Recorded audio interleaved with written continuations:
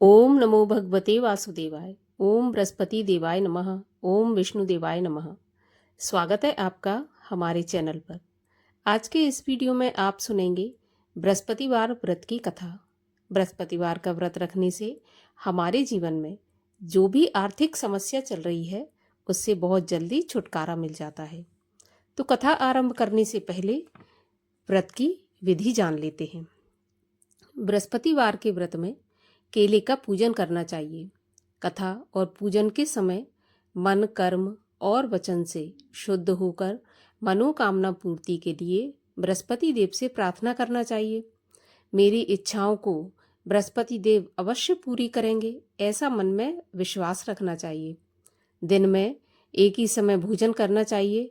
भोजन पीले चने की दाल आदि का करें और नमक का सेवन न करें। पीले वस्त्र पहनें, पीले फलों का प्रयोग करें, पीले चंदन से भगवान विष्णु का पूजन करें। पूजन के बाद प्रेम पूर्वक गुरु महाराज की कथा सुननी चाहिए। इस व्रत को करने से मन की इच्छाएं पूरी होती हैं और बृहस्पति भगवान प्रसन्न होते हैं। धन, विद्या, पुत्र तथा मनोवांछित फल की प्राप्ति होती है। परिवार में सुख तथा शांति रहती है। इसलिए गुरुवार का व्रत सर्वश्रेष्ठ व्रत माना गया है। तो कथा आरंभ करने से पहले ऐसी ही और कथाएं सुनने के लिए और हमसे जुड़े रहने के लिए कृपया हमारे चैनल को सब्सक्राइब अवश्य करें। आज का वीडियो अच्छा लगे तो लाइक करें और साथ ही साथ कमेंट बॉक्स में ओम नमो भगवते वासुदेवाय लिखना बिल्कुल ना भूलें। साथ में बेल आइकन को भी प्रेस कर लें, जिससे आने वाली कथाओं के नोटिफिकेशन भी आपके पास सबसे पहले आ जाए। तो चलिए अब हम शुरू करते हैं बृहस्पतिवार व्रत की कथा। तो कथा के अनुसार प्राचीन समय की बात है कि भारत में एक राजा राज्य करता था। वह बड़ा प्रतापी और दानी था। वह नित्य प्रति मंदिर में भगवत दर्शन करने जाता था। वह ब्राह्मण और गुरु की सेवा किया करता था। उसके द्वार से कोई भी याचक निराश होकर नहीं लौटता था। वह प्रत्येक गुरुवार को व्रत रखता एवं पूजन करता था। हर दिन गरीबों की सहायता करता था, परंतु यह सब बातें उसकी रानी को अच्छी नहीं लगती थी। वह न व्रत करती और न किसी को एक भी पैसा दान में देती थी। राजा से भी ऐसा करने को मना किया करती थी। एक समय की बात है, राजा शिकार खेलने वन को चले गए। घर पर रानी और दासी थी। उस समय गुरु बृहस्पति साधु का रूप धारण कर राजा के दरवाजे पर भिक्षा मांगने आए। साधु ने रानी से भिक्षा मांगी तो वह कहने लगी, हे साधु महाराज, मैं इस दान पुण्य से तंग आ गई हूँ। इस कार्य के लिए तो मेरे पति देवी बहुत हैं। अब आप ऐसी कृपा करें कि सारा धन नष्ट हो जाए तथा मैं आराम से रह सकूं। साधु रूपी बृहस्पति देव ने कहा, हे देवी, तुम बड़ी विचित्र हो। संतान और धन से कोई दुखी नहीं होता, इसको सभी चाहते हैं। पापी भी पुत्र और धन की इच्छा करता है। अगर तुम्हारे पास धन अधिक है तो भूखे मनुष्यों को भोजन कराओ, प्याऊ लगवाओ, ब्राह्मणों को दान दो, धर्मशालाएं बनवाओ, कुआं, तालाब, बावड़ी, बाग बगीचों आदि का निर्माण कराओ, निर्धनों की कुंवारी कन्याओं का विवाह कराओ, साथ ही यज्ञ आदि करो। इस प्रकार के कर्मों से आपके कुल का और आपका नाम परलोक में सार्थक होगा एवं स्वर्ग की प्राप्ति होगी। परंतु रानी साधु की इन बातों से खुश नहीं हुई। उसने कहा, हे साधु महाराज, मुझे ऐसे धन की आवश्यकता नहीं जिसको मैं अन्य लोगों को दान दूं और रखने संभालने में ही मेरा सारा समय नष्ट हो जाए। साधु ने कहा, हे देवी, यदि तुम्हारी ऐसी इच्छा है तो जैसा मैं तुम्हें बताता हूँ तुम वैसा ही करना। बृहस्पतिवार के दिन घर को गोबर से लीपना, अपने केशों को पीली मिट्टी से धोना, केशों को धोते समय स्नान करना, राजा से कहना कि वह हजामत करवाए, भोजन में मांस मदिरा खाना, कपड़ा धोबिकियां धुलने डालना। इस प्रकार 7 बृहस्पतिवार करने से तुम्हारा सारा धन नष्ट हो जाएगा। यह कहकर साधु महाराज रूपी बृहस्पति देव अंतर्ध्यान हो गए। रानी ने साधु के कहने के अनुसार 7 बृहस्पतिवार वैसा ही करने का विचार किया। साधु के बताए अनुसार करते हुए केवल 3 बृहस्पतिवार ही बीते थे कि उसकी समस्त धन संपत्ति नष्ट हो गई। भोजन के लिए दोनों समय परिवार तरसने लगा तथा सांसारिक भोगों से दुखी रहने लगा। तब वह राजा रानी से कहने लगा कि हे रानी, तुम यहाँ पर रहो, मैं दूसरे देश को जाता हूँ, क्योंकि यहाँ पर मुझे सभी मनुष्य जानते हैं, इसलिए मैं यहाँ कोई कार्य भी नहीं कर सकता। देश चोरी परदेश भीख बराबर है। ऐसा कहकर राजा परदेश चला गया। वहां जंगल से लकड़ी काट कर लाता और शहर में बेचता। इस तरह जीवन व्यतीत करने लगा। इधर राजा के बिना रानी और दासियां दुखी रहने लगी। किसी दिन भोजन मिलता और किसी दिन जल पीकर ही रह जाती। एक समय रानी और दासियों को 7 दिन बिना भोजन के व्यतीत हो गए, तो रानी ने अपनी दासी से कहा कि हे दासी, यहाँ पास ही के नगर में मेरी बहन रहती है। वह बड़ी धनवान है, तू उसके पास जा और वहां से 5 सेर बेजर मांग कर ले आ, जिससे कुछ समय के लिए गुजर हो जाएगी। दासी रानी की बहन के पास गई। रानी की बहन उस समय पूजा कर रही थी। बृहस्पतिवार का दिन था। दासी ने रानी की बहन से कहा, हे रानी, मुझे आपकी बहन ने भेजा है, मुझे 5 सेर बेजर दे दो। दासी ने यह बात अनेक बार कही, परंतु रानी की बहन ने कोई उत्तर नहीं दिया, क्योंकि वह उस समय बृहस्पतिवार की कथा सुन रही थी। जब दासी को रानी की बहन से कोई उत्तर नहीं मिला, तो वह बहुत दुखी हुई और उसे क्रोध भी आया। वह लौटकर रानी से बोली, हे रानी, आपकी बहन बहुत ही धनी स्त्री है। वह छोटे लोगों से बात भी नहीं करती। मैंने उससे कहा तो उसने कोई उत्तर नहीं दिया, तो मैं वापस चली आई। रानी बोली, हे दासी, इसमें उसका कोई दोष नहीं है। जब बुरे दिन आते हैं तब कोई सहारा नहीं देता। अच्छे बुरे का पता विपत्ति में ही लगता है। जो ईश्वर की इच्छा होगी वही होगा। यह सब हमारे भाग्य का दोष है। उधर रानी की बहन ने सोचा कि मेरी बहन की दासी आई थी, परंतु मैं उससे नहीं बोली, इससे वह बहुत दुखी हुई होगी। कथा सुन और विष्णु भगवान का पूजन समाप्त कर वह अपनी बहन के घर आई और कहने लगी, हे बहन, मैं बृहस्पतिवार का व्रत कर रही थी। तुम्हारी दासी गई, परंतु जब तक कथा होती है तब तक ना उठते हैं और ना बोलते हैं, इसलिए मैं नहीं बोली। कहो दासी, क्यों गई थी? रानी बोली, बहन, हमारे घर अनाज नहीं था। वैसे तुमसे कोई बात छुपी नहीं है, इस कारण मैंने दासी को तुम्हारे पास 5 सेर बेजल लेने के लिए भेजा था। रानी की बहन बोली, बहन देखो, बृहस्पति भगवान सबकी मनोकामना पूरी करते हैं। देखो, शायद तुम्हारे घर में अनाज रखा हो। यह सुनकर दासी घर के अंदर गई तो वहां उसे एक घड़ा बेजर का भरा मिल गया। उसे बड़ी हैरानी हुई, क्योंकि उसने एक एक बर्तन देख लिया था। उसने बाहर आकर रानी को बताया। दासी अपनी रानी से कहने लगी कि हे रानी, देखो, वैसे हमको जब अन्न नहीं मिलता तो हम रोज ही व्रत करते हैं। अगर इनसे व्रत की विधि और कथा पूछ ली जाए तो उसे हम भी किया करेंगे। दासी के कहने पर रानी ने अपनी बहन से बृहस्पतिवार व्रत के बारे में पूछा, तो उसकी बहन ने बताया, बृहस्पतिवार के व्रत में चने की दाल और मुनक्का से विष्णु भगवान का केले की जड़ में पूजन करें तथा दीपक जलावें, पीला भोजन करें, कथा सुनें। इस प्रकार करने से गुरु भगवान प्रसन्न होते हैं, अन्न पुत्र धन देते हैं, मनोकामना पूरी करते हैं। व्रत और पूजन की विधि बताकर रानी की बहन अपने घर लौट गई। रानी और दासी दोनों ने निश्चय किया कि बृहस्पति भगवान का पूजन जरूर करेंगे। 7 रोज बाद जब बृहस्पतिवार आया तो उन्होंने व्रत रखा। घुड़साल में जाकर चना और गुड़ बीन लाई तथा उसकी दाल से केले की जड़ तथा विष्णु भगवान का पूजन किया। अब भोजन पीला कहाँ से आए? दोनों बड़ी दुखी हुईं, परंतु उन्होंने व्रत किया था, इस कारण बृहस्पति भगवान प्रसन्न थे। एक साधारण व्यक्ति के रूप में वे 2 थालों में सुंदर पीला भोजन लेकर आए और दासी को देकर बोले, हे दासी, यह भोजन तुम्हारे और रानी के लिए है, तुम दोनों करना। दासी भोजन पाकर बड़ी प्रसन्न हुई और रानी से बोली, रानी जी, भोजन कर लो। रानी को भोजन आने के बारे में कुछ पता नहीं था, इसलिए वह दासी से बोली, जा तू ही भोजन कर, क्योंकि तू हमारी व्यर्थ में हंसी उड़ाती है। दासी बोली, एक व्यक्ति भोजन दे गया है। रानी कहने लगी, वह भोजन तेरे लिए ही दे गया है, तो तू ही भोजन कर। दासी ने कहा, वह व्यक्ति हम दोनों के लिए 2 थालों में भोजन देकर गया है, इसलिए मैं और आप दोनों ही साथ साथ भोजन करेंगी। दोनों ने गुरु भगवान को नमस्कार कर भोजन प्रारंभ किया। उसके बाद से वे प्रत्येक बृहस्पतिवार को गुरु भगवान का व्रत और पूजन करने लगी। बृहस्पति भगवान की कृपा से उनके पास धन हो गया, परंतु रानी फिर पहले की तरह से आलस करने लगी। तब दासी बोली, देखो रानी, तुम पहले भी इस प्रकार आलस करती थी, तुम्हें धन के रखने में कष्ट होता था, इस कारण सभी धन नष्ट हो गया। अब गुरु भगवान की कृपा से धन मिला है तो फिर तुम्हें आलस होता है। बड़ी मुसीबतों के बाद हमने ये धन पाया है, इसलिए हमें दान पुण्य करना चाहिए। भूखे मनुष्यों को भोजन कराओ, प्याऊ लगवाओ, ब्राह्मणों को दान दो, कुआं तालाब बावड़ी आदि का निर्माण करवाओ, मंदिर पाठशाला बनवाकर दान दो, कुंवारी कन्या का विवाह करवाओ, धन को शुभ कार्यों में खर्च करो, जिससे तुम्हारे कुल का यश बढ़े तथा स्वर्ग प्राप्त हो और पितृ प्रसन्न हो। दासी की बात मानकर रानी ने इसी प्रकार के कर्म करने प्रारंभ किए। उसका काफी यश फैलने लगा।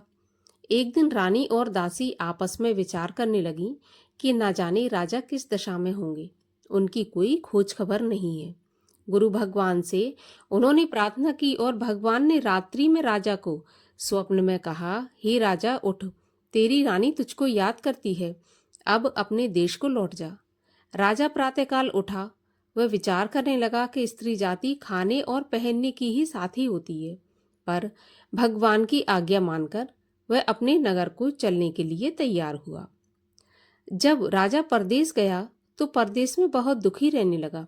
प्रतिदिन जंगल से लकड़ी बीनकर लाता और उसे शहर में बेचकर अपने दुखी जीवन को बड़ी कठिनता से व्यतीत करता था। एक दिन राजा दुखी हो अपनी पुरानी बातों को याद करके रोने लगा। उस जंगल में बृहस्पति देव एक साधु का रूप धारण कर आए और राजा के पास आकर बोले, हे लकड़हारे, तुम इस सुनसान जंगल में किस चिंता में बैठे हो, मुझे बताओ।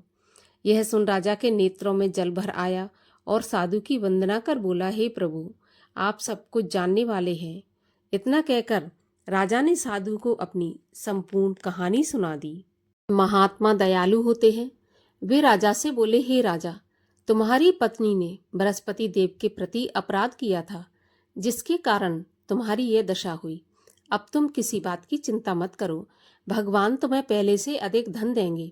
देखो, तुम्हारी पत्नी ने बृहस्पतिवार का व्रत प्रारंभ कर दिया है। अब तुम भी बृहस्पतिवार का व्रत करके चने की दाल व गुड़ जल के लोटे में डालकर केले का पूजन करो, फिर कथा कहो या सुनो, भगवान तुम्हारी सब कामनाओं को पूरा करेंगे। साधु को प्रसन्न देखकर राजा बोला, हे प्रभु, मुझे लकड़ी बेचकर इतना पैसा नहीं बचता जिससे भोजन करने के उपरांत कुछ बचा सकूं। मैंने रात्रि में अपनी रानी को व्याकुल देखा है। मेरे पास कोई साधन नहीं जिससे उसका समाचार जान सकूं। फिर मैं बृहस्पति देव की क्या कहानी कहूं, यह भी मुझको मालूम नहीं है। साधु ने कहा, हे राजा, तुम किसी बात की चिंता मत करो। बृहस्पतिवार के दिन तुम रोज की तरह लकड़ियां लेकर शहर जाओ। तुम्हें रोज से दुगना धन प्राप्त होगा, जिससे तुम भली भांति भोजन कर लोगे तथा बृहस्पति देव की पूजा का सामान भी आ जाएगा। और बृहस्पतिवार की कहानी इस प्रकार से है। प्राचीन काल में एक निर्धन ब्राह्मण रहता था। उसके कोई संतान नहीं थी। वह नित्य पूजा पाठ करता, परंतु उसकी स्त्री बहुत मलिनता के साथ रहती थी। वह न स्नान करती और न किसी देवता का पूजन करती। प्रातःकाल उठते ही सर्वप्रथम भोजन करती, बाद में कोई अन्य कार्य करती। इससे ब्राह्मण देवता बहुत दुखी रहते थे। पत्नी को बहुत समझाते, किंतु उसका कोई परिणाम नहीं निकलता। भगवान की कृपा से ब्राह्मण की स्त्री के कन्या उत्पन्न हुई। वह कन्या अपने पिता के घर में बड़ी होने लगी। वह बालिका प्रातः स्नान करके भगवान विष्णु का जप करती, बृहस्पतिवार का व्रत भी करने लगी। पूजा पाठ समाप्त कर स्कूल जाती तो अपनी मुट्ठी में जौ भर के ले जाती और पाठशाला के मार्ग में डालती जाती। वही जौ स्वर्ण के हो जाते तो लौटते समय उनको बीनकर घर ले आती। एक दिन वह बालिका सूप में उन सोने के जौ को फटक कर साफ कर रही थी। तभी उसकी माँ ने देख लिया और कहा, बेटी, सोने के जौ को फटकने के लिए सोने का सूप होना चाहिए। दूसरे दिन गुरुवार था। इस कन्या ने व्रत रखा और बृहस्पति देव से प्रार्थना करके कहा कि हे प्रभु, यदि मैंने सच्चे मन से आपकी पूजा की हो तो मुझे सोने का सूप दे दो। बृहस्पति देव ने उसकी प्रार्थना स्वीकार कर ली। रोज की तरह वह कन्या जौ फैलाती हुई स्कूल चली गई।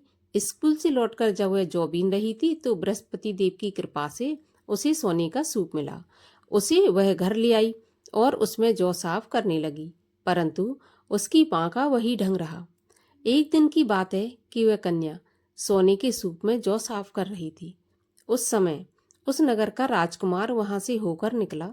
इस कन्या के रूप और कार्य को देखकर उस कन्या पर मोहित हो गया। राजमहल आकर वह भोजन तथा जल त्याग कर उदास होकर लेट गया। राजा को जब राजकुमार द्वारा अन्न जल त्यागने का समाचार ज्ञात हुआ तो अपने मंत्रियों के साथ वह अपने पुत्र के पास गए और बोले, हे बेटा, तुम्हें किस बात का कष्ट है? किसी ने अपमान किया है अथवा कोई और कारण हो सो मुझे बताओ, मैं वही करूंगा जिससे तुम्हें प्रसन्नता हो। राजकुमार ने अपने पिता की बातें सुनी तो वह बोला, मुझे आपकी कृपा से किसी बात का दुख नहीं है। किसी ने मेरा अपमान नहीं किया, परंतु मैं उस लड़की के साथ विवाह करना चाहता हूँ जो सोने के सूप में जौ साफ कर रही थी। यह सुन राजा आश्चर्य में पड़ गया और बोला, हे बेटा, इस तरह की कन्या का पता तुम ही लगाओ, मैं उसके साथ तुम्हारा विवाह अवश्य ही करवा दूंगा। राजकुमार ने राजा को उस लड़की के घर का पता बतलाया। मंत्री उस लड़की के घर गया और राजा का आदेश ब्राह्मण को सुनाया। कुछ ही दिन बाद ब्राह्मण की कन्या का विवाह राजकुमार के साथ संपन्न हो गया। कन्या के घर से जाते ही वह ब्राह्मण देवता के घर में पहले की भांति गरीबी का निवास हो गया। अब भोजन के लिए भी अन्न बड़ी मुश्किल से मिलता था। एक दिन दुखी होकर ब्राह्मण देवता अपनी पुत्री से मिलने गए। बेटी ने पिता की दुखी अवस्था को देखा और अपनी माँ का समाचार पूछा। ब्राह्मण ने सभी हाल कहा। कन्या ने बहुत सा धन देकर अपने पिता को विदा कर दिया। इस तरह ब्राह्मण का कुछ समय सुखपूर्वक व्यतीत हो गया, लेकिन कुछ दिन बाद फिर वही हाल हो गया। ब्राह्मण फिर अपनी कन्या के गया और सभी हाल कहा तो पुत्री बोली, हे पिताजी, आप माताजी को यहाँ लेवा लाओ, मैं उन्हें विधि बता दूंगी जिससे गरीबी दूर हो जाए।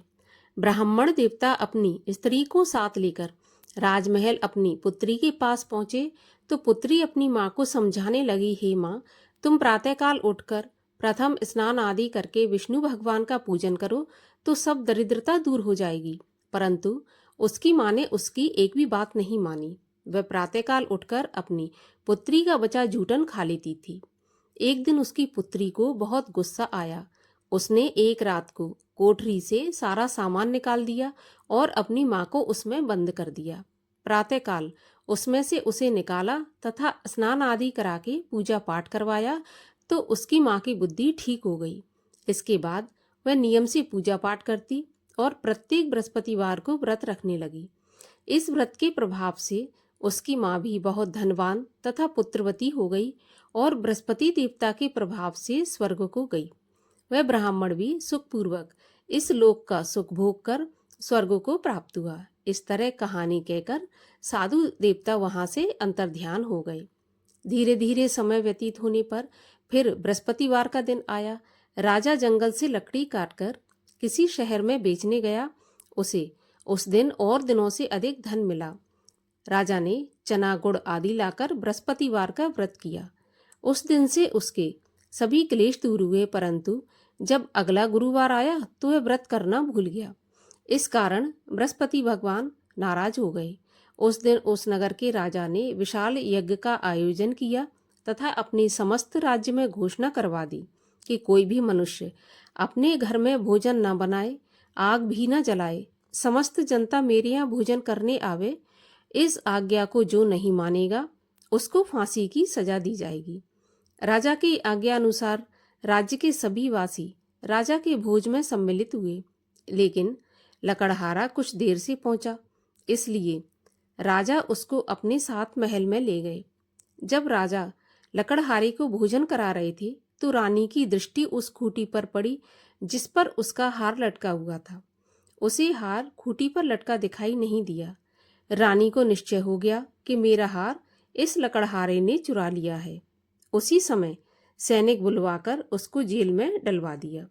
जब लकड़हारा जेल खाने में पड़ गया तो बहुत दुखी होकर विचार करने लगा कि न जाने कौन से पूर्व जन्म के कर्म से मुझे यह दुख प्राप्त हुआ है, और उसी साधु को याद करने लगा जो कि जंगल में मिला था।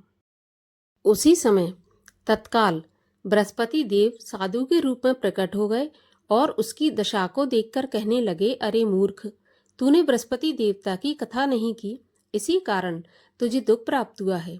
अब चिंता मत कर, बृहस्पतिवार के दिन जेल खाने के दरवाजे पर 4 पैसे पड़े मिलेंगे, उनसे तू बृहस्पति देव की पूजा करना, तेरे सभी कष्ट दूर हो जाएंगे। अगले बृहस्पतिवार उसे जेल के द्वार पर 4 पैसे पड़े मिले। राजा ने पूजा का सामान मंगवाकर कथा कही और प्रसाद बांटा। उसी रात्रि को बृहस्पति देव ने उस नगर के राजा को सपने में कहा कि हे राजा, तूने जिस आदमी को जेल खाने में बंद कर दिया है वह निर्दोष है, वह राजा है, उसे छोड़ देना। रानी का हार उसी खूंटी पर लटका हुआ है। अगर तू ऐसा नहीं करेगा तो मैं तेरे राज्य को नष्ट कर दूंगा। राजा प्रातःकाल उठा और खूंटी पर हार टंगा देखकर लकड़हारे को बुलाकर क्षमा मांगी तथा राजा के योग्य सुंदर वस्त्र आभूषण भेंट कर उसे विदा किया। गुरुदेव की आज्ञा अनुसार राजा अपने नगर को चल दिया। राजा जब नगर के निकट पहुंचा तो उसे बड़ा आश्चर्य हुआ। नगर में पहले से अधिक तालाब, बाग, कुएं तथा बहुत सी धर्मशाला, मंदिर आदि बने हुए थे। राजा ने पूछा, ये किसका बाग और धर्मशाला है? तब नगर के सब लोग कहने लगे, ये सब रानी और दासी द्वारा बनवाए गए हैं। राजा को आश्चर्य हुआ और गुस्सा भी आया। जब रानी ने यह खबर सुनी कि राजा आ रहे हैं तो उसने अपनी दासी से कहा कि हे दासी, देख राजा हमको कितनी बुरी हालत में छोड़ गए थे। हमारी ऐसी हालत देखकर वह लौट न जाएं, इसलिए तू दरवाजे पर खड़ी हो जा। रानी की आज्ञा अनुसार दासी दरवाजे पर खड़ी हो गई। जब राजा आए तो उन्हें अपने साथ महल में लिवा लाई। तब राजा ने क्रोध करके अपनी तलवार निकाली और पूछने लगा, बताओ यह धन तुम्हें कैसे प्राप्त हुआ है? तब रानी ने बताया, हमें यह सब धन बृहस्पति देव के व्रत के प्रभाव से प्राप्त हुआ है। राजा ने निश्चय किया कि 7 रोज बाद तो सभी बृहस्पति देव का पूजन करते हैं, परंतु मैं रोजाना दिन में 3 बार कथा कहा करूंगा तथा रोज व्रत किया करूंगा। अब हर समय राजा के दुपट्टे में चने की दाल बंधी रहती तथा दिन में 3 बार कथा कहता। एक रोज राजा ने विचार किया कि चलो अपनी बहन के यहाँ हो आऊं। इस तरह निश्चय कर राजा घोड़े पर सवार हो अपनी बहन के यहाँ चल दिया। मार्ग में उसने देखा कि कुछ आदमी एक मुर्दे को लिए जा रहे हैं। उन्हें रोककर राजा कहने लगा, अरे भाइयों, मेरी बृहस्पति देव की कथा सुन लो। वे बोले, लो, हमारा तो आदमी मर गया, इसको अपनी कथा की पड़ी है। परंतु कुछ आदमी बोले, अच्छा कहो, हम तुम्हारी कथा भी सुनेंगे। राजा ने दाल निकाली और कथा कहनी शुरू कर दी। जब कथा आदि हुई थी तो मुर्दा हिलने लगा और जब कथा समाप्त हुई तो राम राम करके वह मुर्दा उठकर खड़ा हो गया। राजा आगे बढ़ा। उसे चलते चलते शाम हो गई। आगे मार्ग में उसे एक किसान खेत में हल चलाता मिला। राजा उससे बोला, अरे भैया, तुम मेरी बृहस्पतिवार की कथा सुन लो। किसान बोला, जब तक मैं तेरी कथा सुनूंगा तब तक 4 हरैया जोत लूंगा। जा अपनी कथा किसी और को सुनाना। राजा आगे चलने लगा। राजा के हटते ही बैल पछाड़ खाकर गिर गए तथा किसान के पेट में बहुत जोर से दर्द होने लगा। उस समय किसान की पत्नी रोटी लेकर आई। उसने जब यह देखा तो अपने पुत्र से सब हाल पूछा और बेटे ने सभी हाल बता दिया। बुढ़िया दौड़ी दौड़ी उस घुड़सवार के पास गई और उससे बोली, मैं तेरी कथा सुनूंगी, तू अपनी कथा मेरे खेत पे चलकर ही कहना। राजा ने लौटकर बुढ़िया के खेत पर जाकर कथा कही, जिसके सुनते ही बैल खड़े हो गए तथा किसान के पेट का दर्द भी बंद हो गया। राजा अपनी बहन के घर पहुंच गया। बहन ने भाई की खूब मेहमानी की। दूसरे रोज प्रातःकाल राजा जगा तो वह देखने लगा कि सब लोग भोजन कर रहे हैं। राजा ने अपनी बहन से पूछा कि ऐसा कोई मनुष्य है जिसने भोजन नहीं किया हो, जो मेरी बृहस्पतिवार की कथा सुन ले? तो बहन बोली, भैया, यह देश ऐसा ही है। पहले यहाँ के लोग भोजन करते हैं, बाद में अन्य काम करते हैं। अगर पड़ोस में कोई हो तो मैं देख आती हूँ। ऐसा कहकर बहन देखने चली गई, परंतु उसे कोई ऐसा व्यक्ति नहीं मिला जिसने भोजन नहीं किया हो। अतः वह एक कुम्हार के घर गई जिसका लड़का बीमार था। उसे मालूम हुआ कि उनके यहाँ 3 दोस्त से किसी ने भोजन नहीं किया है। रानी ने अपनी भाई की कथा सुनने के लिए कुम्हार से कहा तो वह तैयार हो गया। राजा ने जाकर बृहस्पतिवार की कथा कही, जिसको सुनकर उसका लड़का ठीक हो गया। अब तो राजा की प्रशंसा होने लगी। एक दिन राजा ने अपनी बहन से कहा, हे बहन, मैं अपने घर को जाऊंगा, तुम भी तैयार हो जाओ। राजा की बहन ने अपनी सास से कहा। सास ने कहा, हाँ चली जा, परंतु अपने लड़कों को मत ले जाना, क्योंकि तेरे भाई के तो कोई औलाद नहीं है। बहन बोली, भैया मैं तो चलूंगी, पर कोई बालक नहीं जाएगा। राजा बोला, जब कोई बालक नहीं चलेगा तो तुम क्या करोगी? बड़े दुखी मन से राजा अपने नगर को लौट आया। राजा ने अपनी रानी से कहा, हम निर्वंशी राजा हैं, हमारा मुंह देखने का भी धर्म नहीं है। वह भोजन बिना किए शैया पर लेट गया। रानी बोली, हे प्रभु, बृहस्पति देव ने हमें सब कुछ दिया है, तो हमें संतान भी अवश्य देंगे। उसी रात को बृहस्पति देव ने राजा को स्वप्न में कहा, हे राजा, उठ, सभी सोच त्याग दे, तेरी रानी गर्भवती है। राजा को यह जानकर बड़ी खुशी हुई। 9वें महीने रानी के गर्भ से एक सुंदर पुत्र पैदा हुआ। तब राजा बोला, हे रानी, स्त्री बिना भोजन के रह सकती है, परंतु बिना कहे नहीं रह सकती। जब मेरी बहन आए तो तुम उससे कुछ कहना मत। रानी ने सुनकर हाँ कर दी। जब राजा की बहन ने यह शुभ समाचार सुना तो वह बहुत खुश हुई तथा बधाई लेकर अपने भाई के यहाँ आई। तभी रानी ने कहा, घोड़ा चढ़ाकर नहीं आई, गधा चढ़ी आई। राजा की बहन बोली, भाभी, मैं इस प्रकार नहीं कहती तो तुम्हें औलाद कैसे मिलती? बृहस्पति देव ऐसे ही हैं, जैसी जिसके मन में कामना है सभी को पूर्ण करते हैं। जो सद्भावना पूर्वक बृहस्पतिवार का व्रत करता है एवं कथा पढ़ता है अथवा सुनता है और दूसरों को सुनाता है, बृहस्पति देव उसकी सभी मनोकामना पूरी करते हैं। बृहस्पति भगवान उनकी सदैव रक्षा करते हैं जो संसार में सद्भावना से गुरुदेव का पूजन एवं व्रत सच्चे हृदय से करते हैं। उनकी सभी मनोकामनाएं पूरी होती हैं। जैसी सच्ची भावना से रानी और राजा ने बृहस्पति देव की कथा का गुणगान किया, उनकी सभी इच्छाएं बृहस्पति देव ने पूर्ण की थी। इसलिए सबको कथा सुनने के बाद प्रसाद लेकर जाना चाहिए। हृदय से उनका मनन करते हुए जयकारा बोलना चाहिए।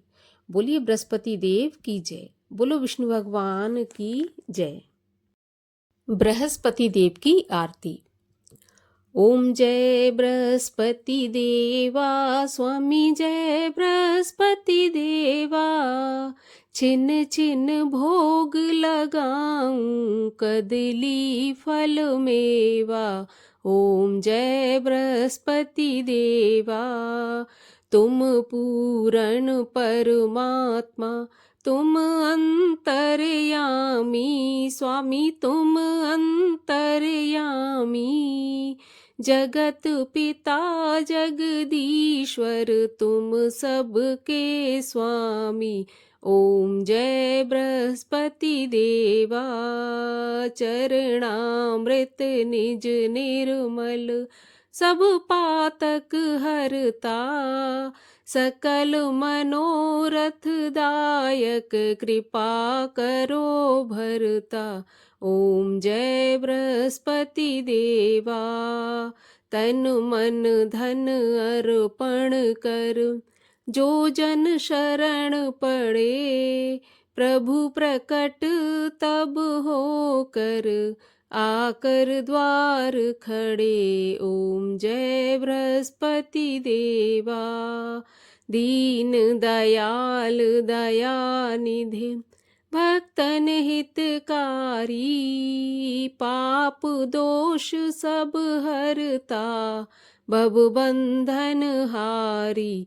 ओम जय बृहस्पति देवा, सकल मनोरथ दायक, सब संशय हारो, विषय विकार मिटाओ, संतन सुखकारी। ओम जय बृहस्पति देवा, जो कोई आरती प्रभु की प्रेम सहित गावे, जेठानंद आनंद कर, सो निश्चय पावे। ओम जय बृहस्पति देवा, बोलो विष्णु भगवान की जय, बोलो बृहस्पति भगवान की जय।